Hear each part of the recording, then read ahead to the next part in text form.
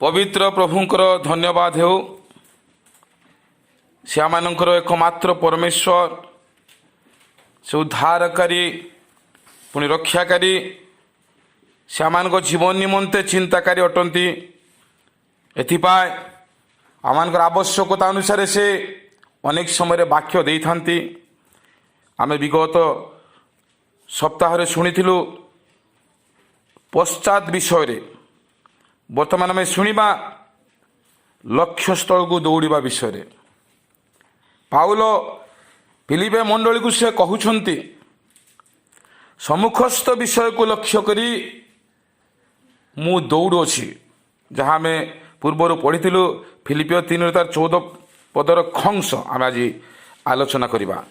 ईश्वर स्वर्गीय आह्वान पण पाइबा निमंते प्राणपण करी लक्ष्यस्थल को दौड़ुछि। ईश्वरंकर स्वर्गीय आह्वानर पण पाइबा पाए मु लक्ष्यस्थल को दौड़ुछि सम्मुखस्थ विषय को लक्ष्य करी दौड़ुछि। पाउल कहती सम्मुखरे एक पण अच्छी एक मुकुट अच्छी एक पुरस्कार अच्छी स्वर्ग अच्छी अनंत जीवन अच्छी ताकू पाइबा पाए मु दौड़ुअछि। जेहेतु परमेश्वरंकर इच्छा योजना को जो माने बुझी पारंती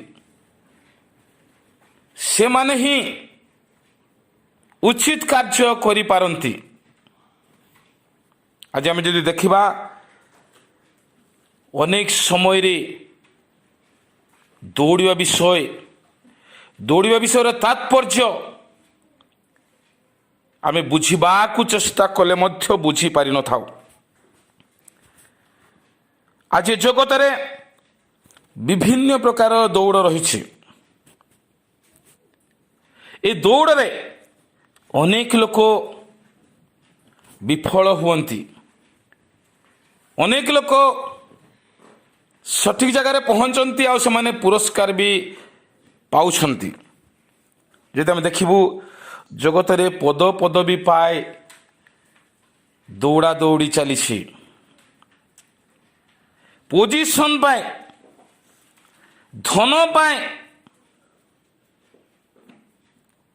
आज अनेक समय रे आम दौड़ू थाउ। यदि कहबू ए जगतर धन सबुठारु एक दुखदायक विषय तथापि अनेक लोक धन पाई दौड़ी दौड़ी अनेक समय रे जीवन को भी हारी दौछन्ति। पदवी मनुष्य निमंते एक लालसार विषय अटे। पदवी पाई मध्य लोके आज दौड़ुछन्ति। आमे जानिचे आम जगत रे अनेक पद पदवी पाए लड़ाई हुए एमपी एमएलए मंत्री साधारणतः सरपंच वार्ड मेंबर पाए मध्य घमाघट लड़ाई हुए। प्रिय बंधुगण 5 वर्ष पाए लोके निजर समस्त विचार बुद्धि को हरे ए लड़ाई रे माथि जाती। 5 वर्ष पर तार मूल्यबोध न थाए। 5 वर्ष पर्यंत सम्मान मिले किंतु 5 वर्ष गला परे आउ से सम्मान मिले नहीं कारण पदवी थिले सम्मान आसी थाए।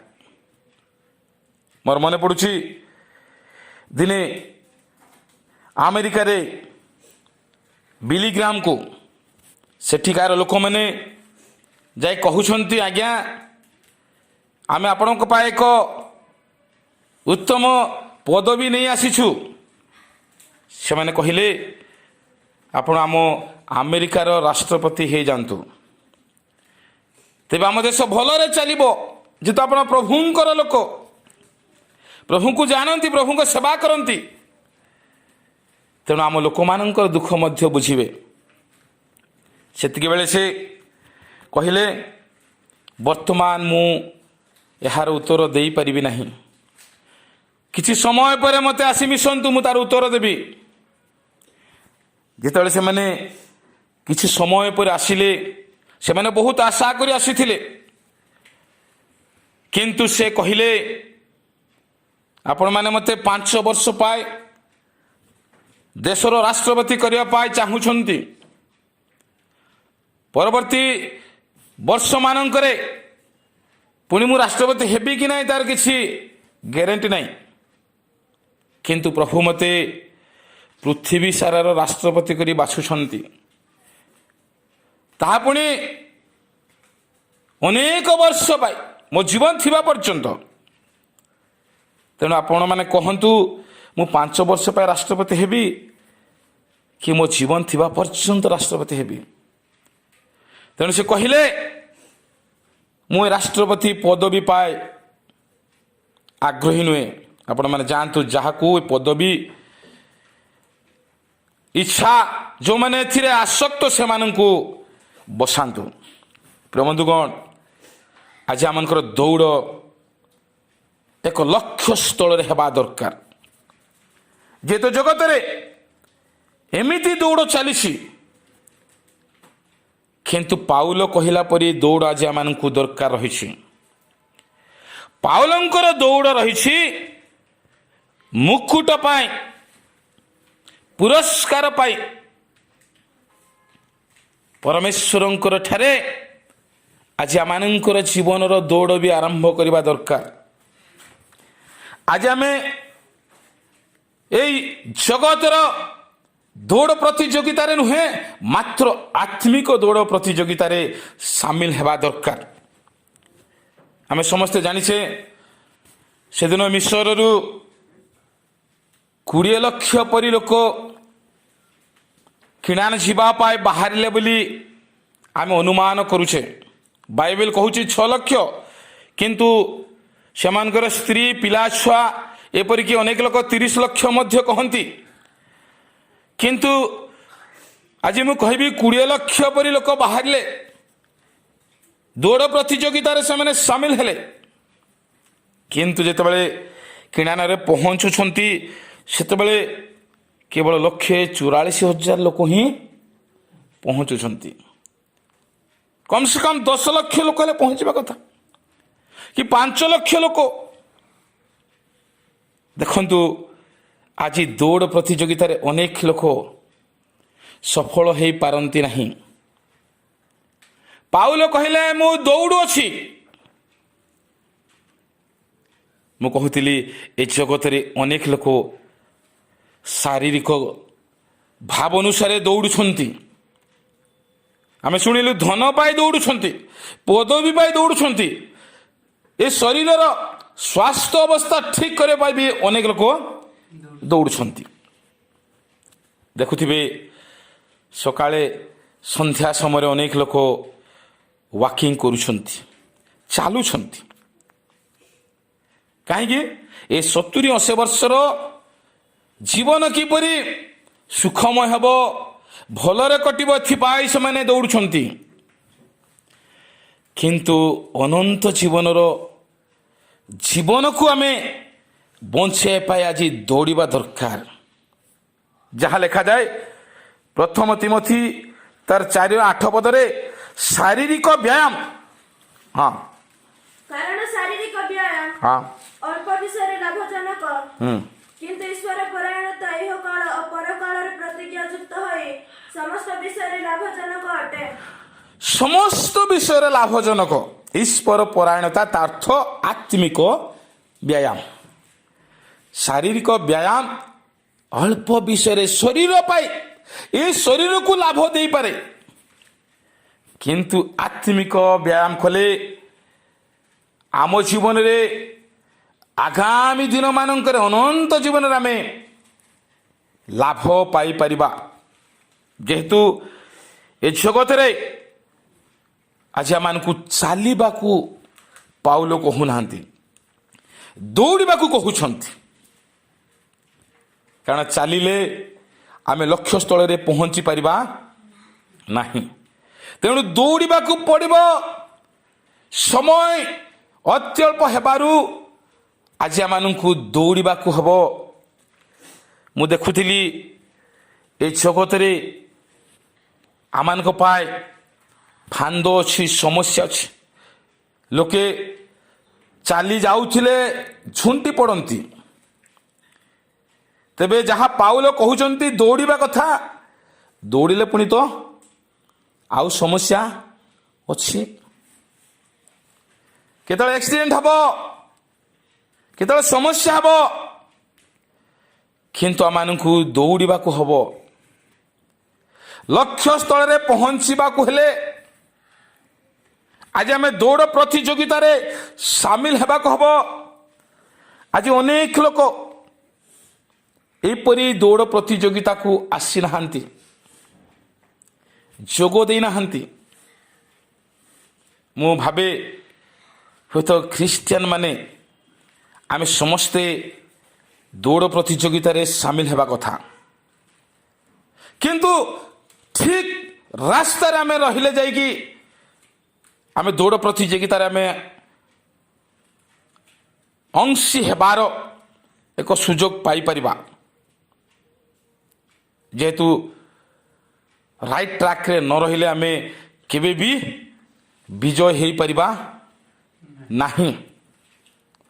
ତେଣୁ ଅନେକ ଆମ ଲୋକମାନେ ଆଜି ରାଇଟ୍ ଟ୍ରାକ୍ରେ ନାହାନ୍ତି, ଦୌଡ଼ ପ୍ରତିଯୋଗିତାରେ ସାମିଲ ହେଇନାହାନ୍ତି।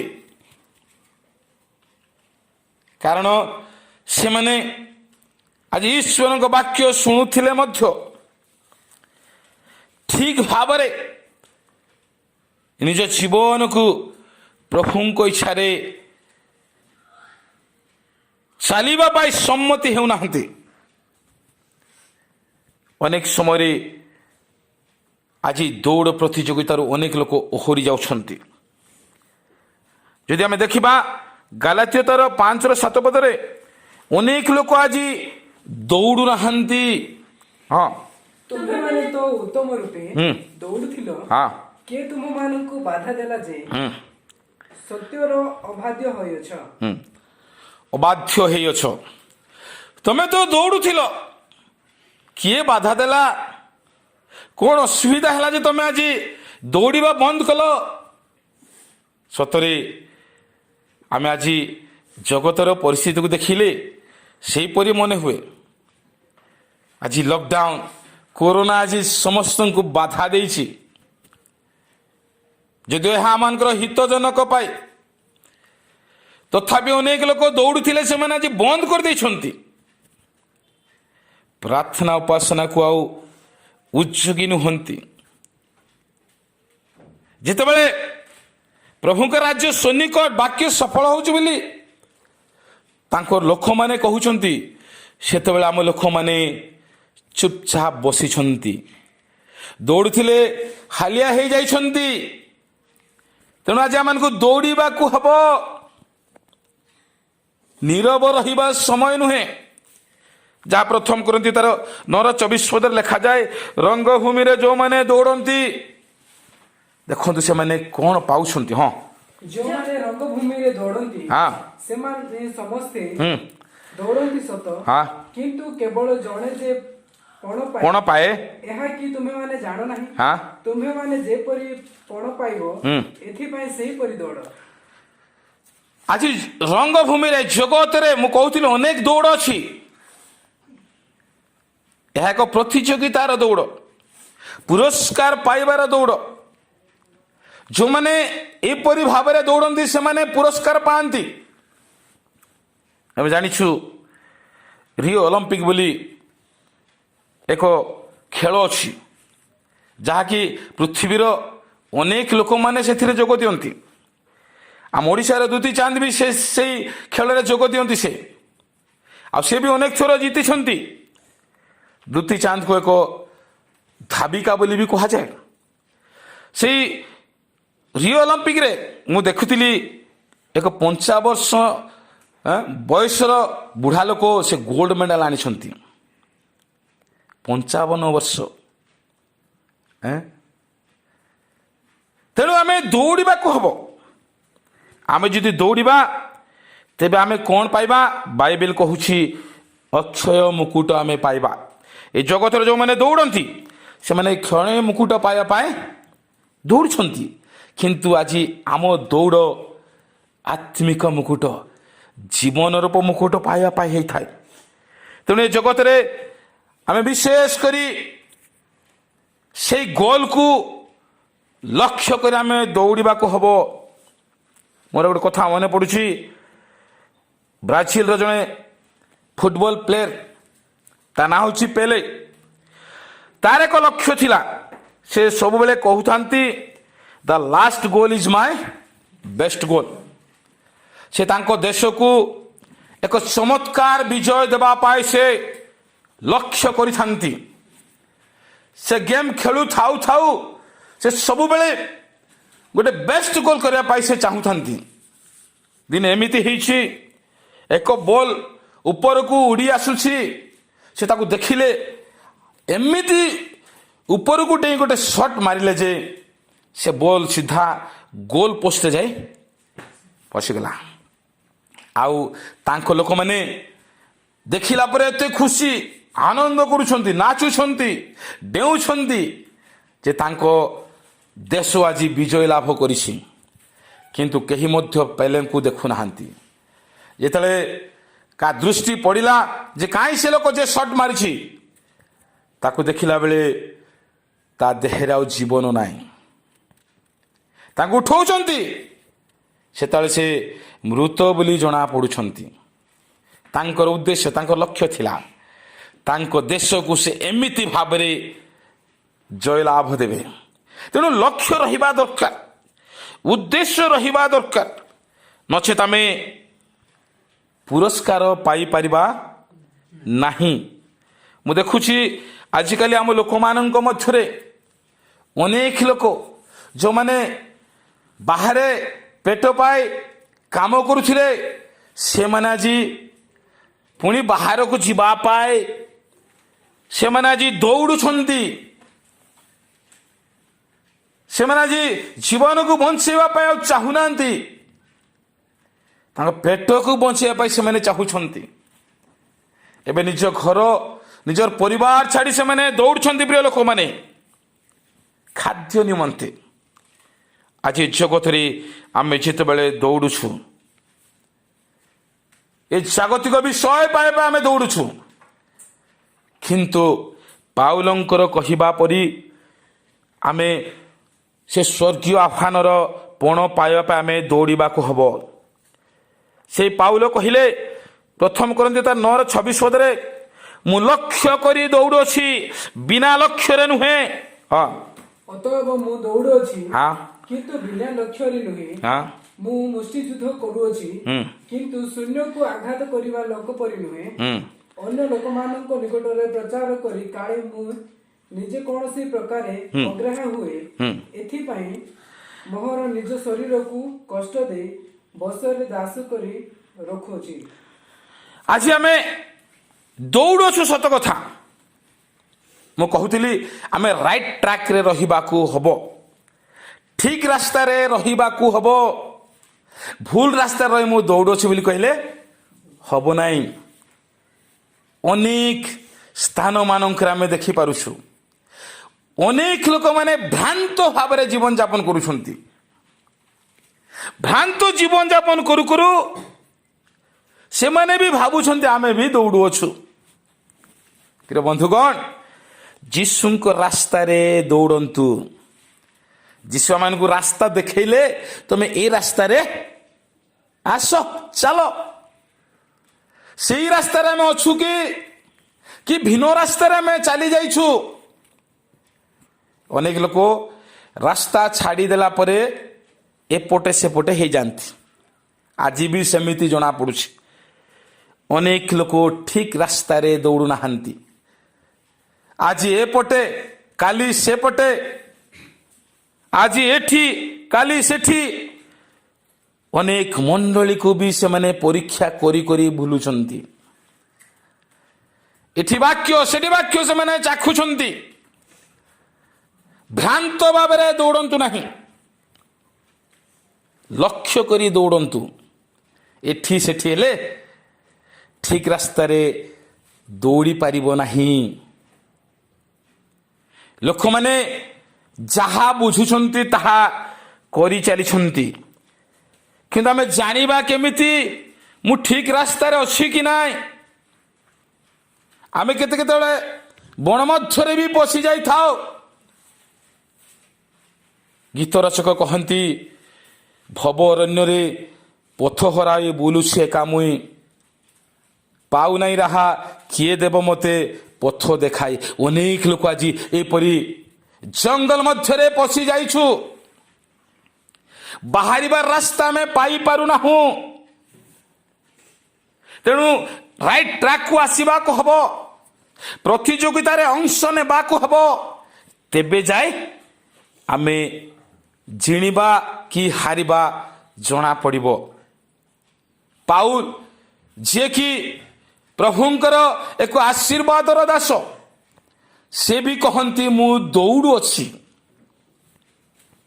ପ୍ରିୟ ବନ୍ଧୁଗଣ, ଆଜି ଆମମାନଙ୍କର ମଧ୍ୟ ପାଉଲଙ୍କ ପରି ଦୌଡ଼ିବା ଆବଶ୍ୟକତା ରହିଛି। ହେଲେ ବିନା ଲକ୍ଷ୍ୟରେ ନୁହେଁ, ଲକ୍ଷ୍ୟରେ, ଟାର୍ଗେଟରେ, ଉଦ୍ଦେଶ୍ୟ ଭାବରେ ଦୌଡ଼ିବାକୁ ହବ। ଏଭଳି ପୁସ୍ତକ 12:1 ସେଥିରେ ବି ଏପରି ଲେଖାଯାଏ, ଆମେ ଆପଣା ଆପଣା ପାପକୁ ପରିତ୍ୟାଗ କରି ଧୈର୍ଯ୍ୟ ସହକାରେ ଦୌଡ଼ିବାକୁ ହବ। ହଁ, ଅତଏବ ଏଡ଼େ ବୃହତ୍ ମେଘତୁଲ୍ୟ ସାକ୍ଷୀମାନଙ୍କ ଦ୍ୱାରା ବେଷ୍ଟିତ ହେବାର ଆଶ ଆମ୍ଭେମାନେ ପ୍ରତ୍ୟେକ ବାହାର ଓ ସହଜରେ ବେଷ୍ଟନକାରୀ ପାପ ପରିତ୍ୟାଗ କରି ହଁ ବିଶ୍ୱାସର ନେତା ସିଦ୍ଧିଦାତା ଯୀଶୁଙ୍କୁ ଲକ୍ଷ୍ୟ କରି ଧୈର୍ଯ୍ୟ ସହକାରେ ଆମ୍ଭମାନଙ୍କ ଗନ୍ତବ୍ୟ ପଥରେ ଧାବମାନ ହେଉ। ଆମମାନଙ୍କର ଗନ୍ତବ୍ୟ ପଥରେ ଧାବମାନ ହଉ। ଧାବମାନ ମାନେ ଧାଇଁବା, ପାପକୁ ଛାଡ଼ି, ପାପର ବୋଝକୁ ଛାଡ଼ି। ମୁଁ କହୁଥିଲି ଅନେକ ଲୋକ ଭ୍ରାନ୍ତ ହୋଇଛନ୍ତି, ଏପଟେ ପାପ କରୁଛନ୍ତି, ପୁଣି କହୁଛନ୍ତି ଆମେ ବି ଠିକ ରାସ୍ତାରେ ଅଛୁ। ପାପ କରୁଥାଇ କୋଉ ଠିକ ରାସ୍ତା ଅଛି ସ୍ୱର୍ଗ ରାଜ୍ୟ ପାଏ? ତେଣୁ ଆମ ଜୀବନରେ ଆମେ ଜାଣିବାକୁ ଦେବ, ବୁଝିବାକୁ ହବ ଯେ ଆମେ ସମସ୍ତ ବୋଝକୁ ହାଲୁକା କରି ଫିଙ୍ଗି ଦେଇ ଆମେ ଦୌଡ଼ିବାକୁ ହବ। ବାଟିମେ ଅନ୍ଧକୁ ଯେତେବେଳେ ଯୀଶୁ ଡାକିଲେ, ସେ ତାର ସମସ୍ତ ଫୋପାଡ଼ି ଦେଇ ସେ ବେଗ, ସେ ଝୋଲି, ସେ ଥାଳି, ସେ ଉପର ଚାଦର ବି ଫୋପାଡ଼ି ଦେଇ ସେ ଦୌଡ଼ିଲେ। ଏ ସମସ୍ତ ଧରିକି ସେ ଦୌଡ଼ି ନାହାନ୍ତି। ତେଣୁ ଆମେ ଏପରି ଦୌଡ଼ିବାକୁ ହବ, ପାପ ଶୂନ୍ୟ ଭାବରେ ଦୌଡ଼ିବାକୁ ହବ, ତେବେ ଯେ ଆମେ ଠିକ ଜାଗାରେ ପହଞ୍ଚି ପାରିବା। ଯଦି ବାକ୍ୟକୁ ଆମେ ବୁଝିବା, ତେବେ ଯେ ଆମେ କାର୍ଯ୍ୟ କରିପାରିବା। ପାଉଲ କହନ୍ତି ସେ 2 ତିମୋଥୀ 4:7-8 ନିରୂପିତ ପଥର ଶେଷ ଯାଏ ମୁଁ ଦୌଡ଼ୁଅଛି। ହଁ, ମୁଁ ଉତ୍ତମ ଯୁଦ୍ଧରେ ପ୍ରାଣପଣ କରିଅଛି, ନିରୂପିତ ପଥର ଶେଷ ପର୍ଯ୍ୟନ୍ତ ଦୌଡ଼ିଅଛି, ମୁଁ ବିଶ୍ୱାସ ରକ୍ଷା କରିଅଛି, ଅଦ୍ୟାବଧି ମୋ ନିମନ୍ତେ ଧାର୍ମିକତାର ମୁକୁଟ ରଖାଯାଇଅଛି, ତାହା ସେହି ମହାଦିନରେ ନ୍ୟାୟବାନ ବିଚାରକର୍ତ୍ତା ପ୍ରଭୁ ମତେ ଦେବେ। ପୁଣି କେବଳ ମତେ ନୁହେଁ, ମାତ୍ର ଯେତେ ଲୋକ ତାହାଙ୍କ ଆଗମନକୁ ପ୍ରିୟ ଜ୍ଞାନ କରନ୍ତି ସେ ସମସ୍ତଙ୍କୁ ଦେବେ। ଏଠି ଆମେ ଦେଖୁଛୁ ପାଉଲ ନିରୂପିତ ପଥର ଶେଷ ପର୍ଯ୍ୟନ୍ତ ସେ ଦୌଡୁଛନ୍ତି ବୋଲି କହୁଛନ୍ତି। ଆଜି ଅନେକ ଲୋକ କିଛି ଦିନ ଦୌଡ଼ନ୍ତି, ତାପରେ ବନ୍ଦ କରିଦିଅନ୍ତି, କି ମାସେ, ବର୍ଷେ, 2 ବର୍ଷ, ତାପରେ ସେମାନେ ଦୌଡ଼ି ପାରନ୍ତି ନାହିଁ। କିନ୍ତୁ ଶେଷ ପର୍ଯ୍ୟନ୍ତ ଆମେ ଦୌଡ଼ିବାକୁ ହବ। ଆମର ଦୌଡ଼ ଅଳ୍ପ ଦିନ ପାଇଁ ହେଲେ ହୁଏତ ଆମେ ପ୍ରତିଯୋଗିତାରେ ଅଂଶଗ୍ରହଣ କରି ଆମେ ବିଜୟୀ ହେଇପାରିବା ନାହିଁ। ତେଣୁ ଆମେ ଦୌଡ଼ିବାକୁ ହବ, ଆମେ ଏପରି ଭାବରେ ଦୌଡ଼ିବାକୁ ହବ ଯେପରି ଆମର ପଣ ବା ମୁକୁଟ ଆମେ ପାଇପାରିବୁ, ଯାହାକି ଆମେ ଦେଖୁଛୁ 1 ତିମୋଥୀ 6:14 ଆଗମନ ଯାଏ ଆମେ ଦୌଡ଼ିବାକୁ ହବ। ହଁ, ତୁମ୍ଭେ ଆମ୍ଭମାନଙ୍କ ପ୍ରଭୁ ଯୀଶୁ ଖ୍ରୀଷ୍ଟଙ୍କ ଆଗମନ ପର୍ଯ୍ୟନ୍ତ ଧର୍ମବିଧି ପାଳନ କରି ନିଷ୍କଳଙ୍କ ଓ ଅନିନ୍ଦନୀୟ ହୋଇ ରୁହ। ଆଗମନ ପର୍ଯ୍ୟନ୍ତ ଦୌଡୁଥାଅ ଅନିନ୍ଦନୀୟ ନିଷ୍କଳଙ୍କ ପବିତ୍ର ଭାବରେ। ଯେହେତୁ ଶେଷରେ ଆମମାନଙ୍କୁ ଏକ ମୁକୁଟ ଦିଆଯିବ, ପାଉଲ ସେଥିପାଇଁ ଦୌଡୁଛନ୍ତି। ସେ ମୁକୁଟ ପାଇବେ, ଜୀବନର ମୁକୁଟ ପାଇବେ। ତେଣୁ ପରୀକ୍ଷା ସିଦ୍ଧ ହେଲା ପରେ, ଯାକୁବ 1:12 ଲେଖାଯାଏ, ପରୀକ୍ଷା ସିଦ୍ଧ ହେଲା ପରେ ସେଇ ମୁକୁଟ ସେ ତାଙ୍କ ଲୋକମାନଙ୍କୁ ଦେବେ। ହଁ, ଯେଉଁ ଲୋକ ପରୀକ୍ଷା ସହ୍ୟ କରେ ସେ ଧନ୍ୟ, କାରଣ ପ୍ରଭୁ ଆପଣ ଲୋକମାନଙ୍କୁ ଯେଉଁ ଜୀବନ ରୂପ ମୁକୁଟ ଦେବାକୁ ପ୍ରତିଜ୍ଞା କରିଅଛନ୍ତି, ହଁ, ପରୀକ୍ଷା ସିଦ୍ଧ ହେଲା ପରେ ସେହି ଲୋକ ସେହି ମୁକୁଟ ପ୍ରାପ୍ତ ହେବ। ପରୀକ୍ଷା ସିଦ୍ଧ ହେଲା ପରେ, ଦୌଡ଼ିଲା ପରେ, ବିଜୟ ଲାଭ କଲା ପରେ ପ୍ରଭୁ ତାଙ୍କୁ ସେଇ ମୁକୁଟ ଦେବେ। ତେଣୁ ଆମେ ଦୌଡ଼ିବାକୁ ହବ ଲକ୍ଷ୍ୟ କରି,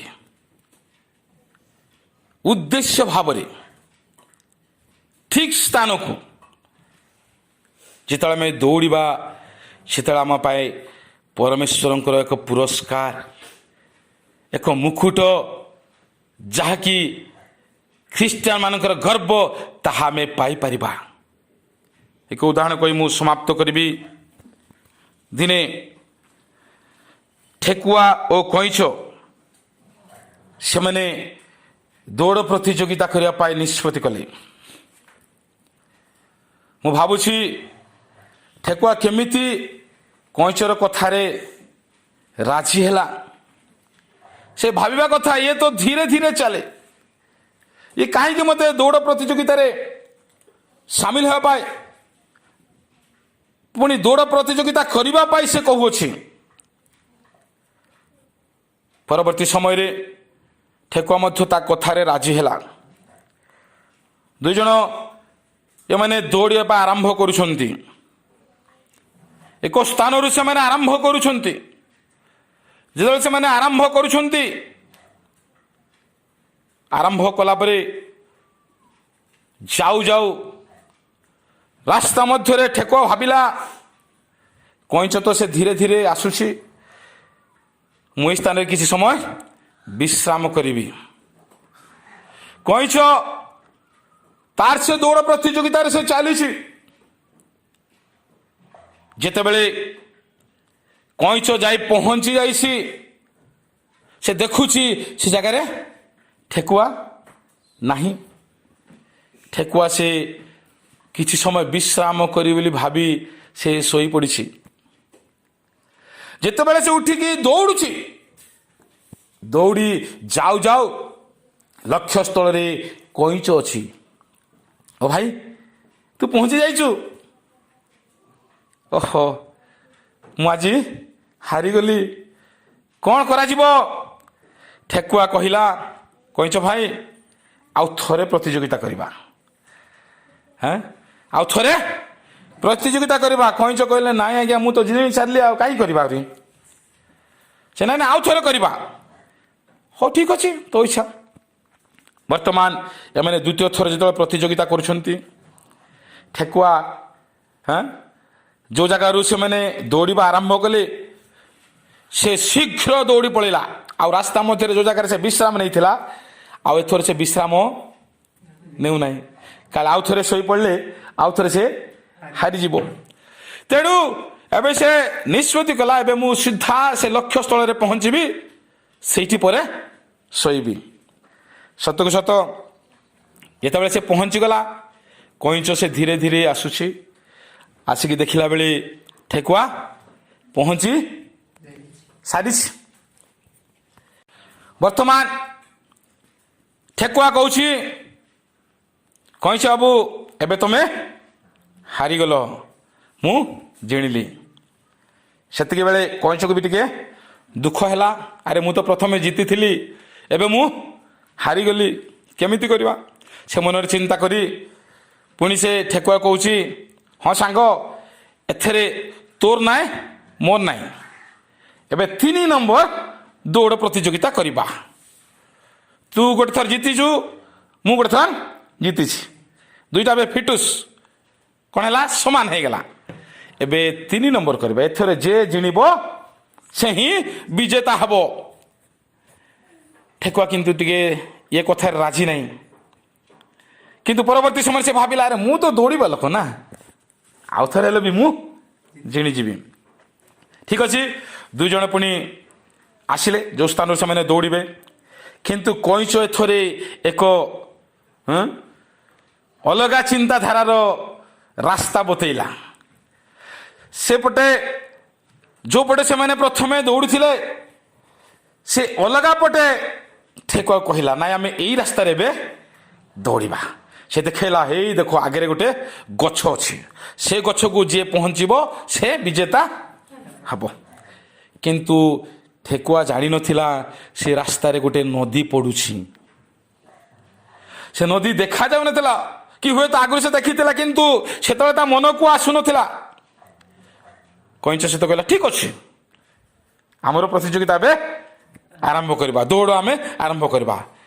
ତୃତୀୟ ଥର ସେମାନେ ଦୌଡ଼ିବାକୁ ଆରମ୍ଭ କଲେ। ଠେକୁଆ ଶୀଘ୍ର ଦୌଡ଼ିଲା। ସେ ଯାଇ ଦେଖୁଛି ଗୋଟିଏ ନଦୀ ଅଛି। ସେ ନଦୀ ପାଖରେ ସେ ଠିଆ ହେଇ ରହିଛି। ସେ କେଉଁ ପଟେ ଯିବ, କେମିତି ଯିବ, ତାକୁ ଆଉ ଚିନ୍ତା ଆସୁନାହିଁ। ଏପଟେ ଦୌଡ଼ୁଛୁ, ସେପଟେ ଦୌଡ଼ୁଛି।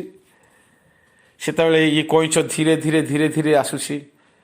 ଦେଖୁଛି ଆମର ଠେକୁଆ ଭାଇ ଏପଟେ ସେପଟେ ଦୌଡ଼ୁଛନ୍ତି। ଧୀରେ ସେ ପାଣି ଭିତରେ ପଶିଗଲା, ସେପଟେ ବାହାରି ପଡ଼ିଲା। ତାକୁ କହିଥିଲା ସେପଟେ ଗଛକୁ ଯିବାକୁ। ଯେତେବେଳେ ସେ ପହଞ୍ଚିଗଲା, ଦେଖୁଛି ଠେକୁଆ ବାବୁ ଏପଟେ ନଦୀ ଏକାନି ଅଛନ୍ତି। ଠେକୁଆ ବାବୁ କ'ଣ ହେଲା? ଆରେ ମୁଁ ଆସିବା ପାଇଁ ତ ରାସ୍ତା ପାଉନି। ଠିକ୍ ଅଛି, ତେବେ ତୁମେ ହାରିଗଲ, ମୁଁ ଜିଣିଲି। ଆମେ ଆଜି ଏମିତି ଦୌଡ଼ିବାକୁ ହେବ, ଆମର ଲକ୍ଷ୍ୟସ୍ଥଳକୁ ଆମେ ପହଞ୍ଚିବା ପର୍ଯ୍ୟନ୍ତ ଦୌଡ଼ିବାକୁ ହେବ। ତେଣୁ ଆଜି ପାଉଲ କହନ୍ତି, ସମ୍ମୁଖରେ ଏକ ପୁରସ୍କାର ରହିଛି। ସେ ପୁରସ୍କାରକୁ ଆମେ ଲକ୍ଷ୍ୟ କରି ଦୌଡ଼ିବାକୁ ହେବ। ଅନେକ ଲୋକ ସେ ପୁରସ୍କାରକୁ ଦେଖିପାରୁନଥିବାରୁ ଦୌଡ଼ୁନାହାନ୍ତି, ବା କେହି ତ ଦୌଡ଼ିବାର ଅଭିନୟ କରୁଛନ୍ତି। ସେଇ ଲକ୍ଷ୍ୟସ୍ଥଳରେ ନ ପହଞ୍ଚିବା ଯାଏ ଆମମାନଙ୍କର ଦୌଡ଼କୁ ଆମେ ଜାରି ରଖିବାକୁ ହେବ। ସେ ସ୍ୱର୍ଗ ରାଜ୍ୟରେ ନ ପହଞ୍ଚିବା ପର୍ଯ୍ୟନ୍ତ ଆମେ ଜାରି ରଖିବାକୁ ହେବ। ପ୍ରଭୁ ଆମ ପ୍ରତ୍ୟେକଙ୍କୁ ବାକ୍ୟ ଦ୍ୱାରା ଆଶୀର୍ବାଦ କରନ୍ତୁ। ଆମେନ୍।